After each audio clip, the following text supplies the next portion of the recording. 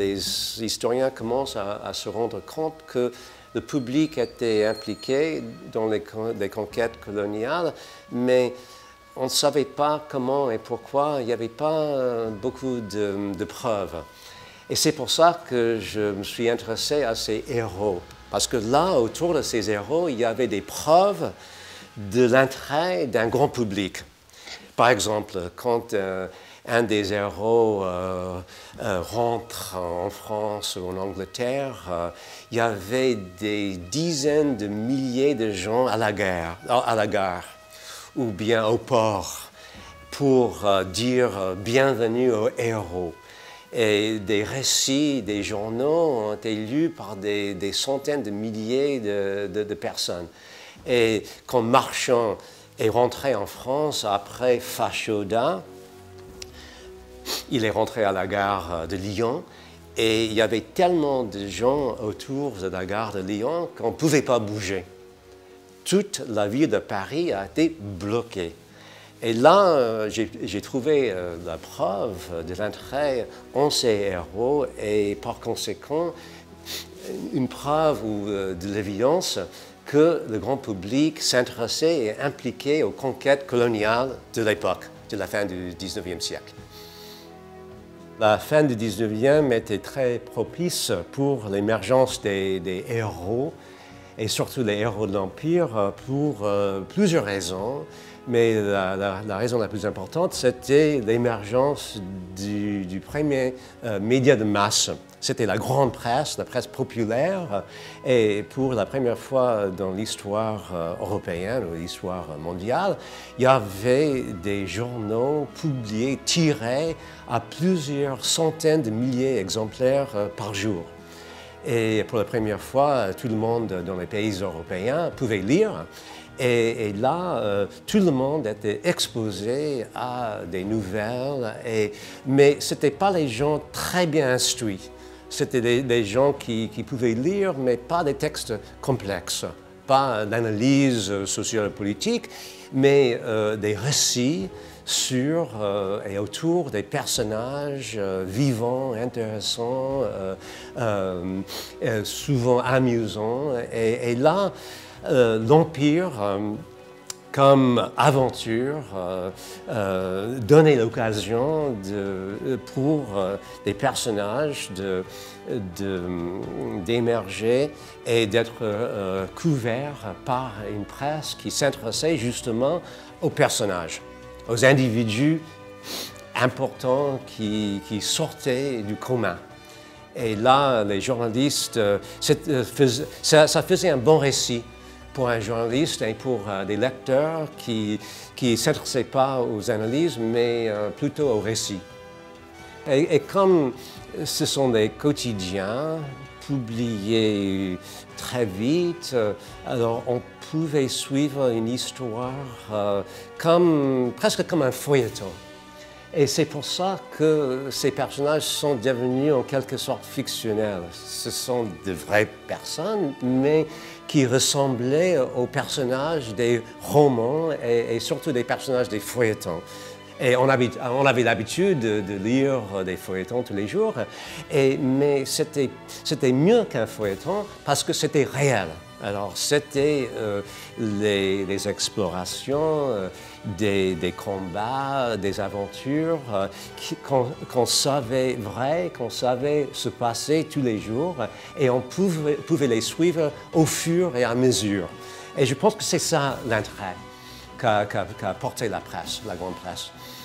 En France, en Angleterre, ces hommes, ces héros ont été instrumentalisés pour plusieurs raisons, mais la plus importante, c'est que dans les deux pays, des dirigeants politiques étaient un peu fades, pas très intéressants, pas très charismatiques, les hommes de la Troisième République. Alors, les institutions allaient contre l'idée d'un empereur comme Napoléon, et on ne voulait pas avoir des personnages charismatiques. Mais en même temps, les gouvernants voulaient avoir des gens qui pouvaient aider à l'acceptation de leur politique. Et c'est comme ça, par exemple, qu'ils ont instrumentalisé Brazza. parce que les dirigeants, à partir des années 1880, des dirigeants de la Troisième République voulaient avoir un empire colonial, mais ils n'avaient pas eux-mêmes le soutien et les moyens de convaincre le public. Et c'est pour ça que quelqu'un comme Brazza était parfait, parce que c'était un homme qu'on disait pacifique, mais en temps était courageux et il voyageait dans des pays inconnus et il a fait ce qu'on appelait à l'époque des conquêtes pacifiques. On ne voulait pas des conquêtes violentes, parce que là, ça posait des problèmes. On ne voulait pas lire des récits dans les journaux des gens tués. Les gouvernants ne voulaient pas que l'Empire, que l'expansion française soit très violente. Alors, Brazza était parfait pour ça, parce qu'il avait une manière assez douce, et il pouvait conquérir un grand empire sans violence et sans beaucoup de frais. C'était économique en même temps, parce que la Troisième République ne voulait pas dépenser beaucoup d'argent. Une des choses qui m'avait vraiment intéressé, c'était l'habilité de ces gens de contrôler leur propre image et de faire construire le récit autour d'eux. Et par exemple, Brazza était très lié à certains journalistes qui eux-mêmes ont été liés à la Société de géographie de Paris. Il y avait des réunions et ils ont, entre eux, construit un récit pour un grand public. Et par exemple, la Société de géographie de Paris faisait une conférence, ils invitent Brazza devant tout le monde et ils ont en même temps invité tous les journalistes à couvrir la conférence. Et les directeurs de la Société de géographie et les journalistes ont donné à Brazza des conseils pour traiter avec les journalistes. Comment parler aux journalistes, comment faire des points, comment être sûr de dire ce qu'il fallait dire. Quant à Lyautey, ça c'est vraiment intéressant. Lyautey était un grand écrivain de lettres.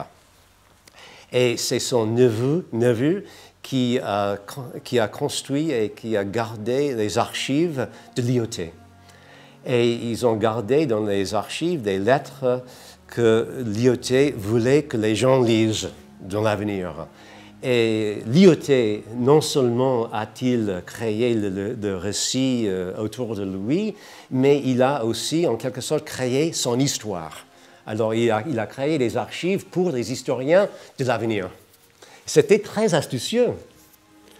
Il y avait un enthousiasme irrationnel parce que la conquête de l'Afrique n'était pas très rationnelle. C'est-à-dire que les historiens savent maintenant que pour la plupart, la conquête de l'Afrique n'a pas rentré énormément d'argent. Les coûts ont été plus importants que les recettes. Alors, c'était plutôt une question de prestige d'un pays et une question de nationalisme. L'idée, c'était de créer un public qui soutenait l'expansion coloniale, même si cette expansion n'aidait pas les gens de la rue.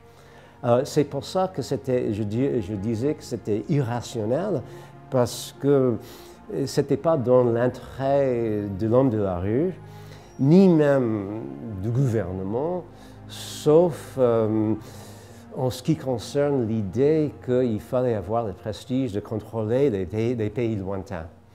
Et pour susciter le soutien d'un grand public, ces héros servaient énormément. Alors, j'ai parlé un peu de la sexualité des héros. D'abord, il fallait essayer de comprendre pourquoi ces gens ont été attirés à l'Afrique.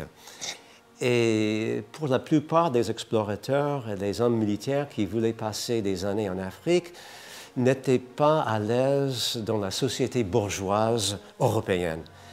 Et pour plusieurs parmi eux, ce n'est pas tous bien sûr, mais pour plusieurs parmi eux, et surtout Stanley et Lyautey, ils ne voulaient pas se marier. Et dans le cas de Lyautey, il y avait une femme dont la famille de cette femme et la famille de Lyautey voulaient qu'il se marie.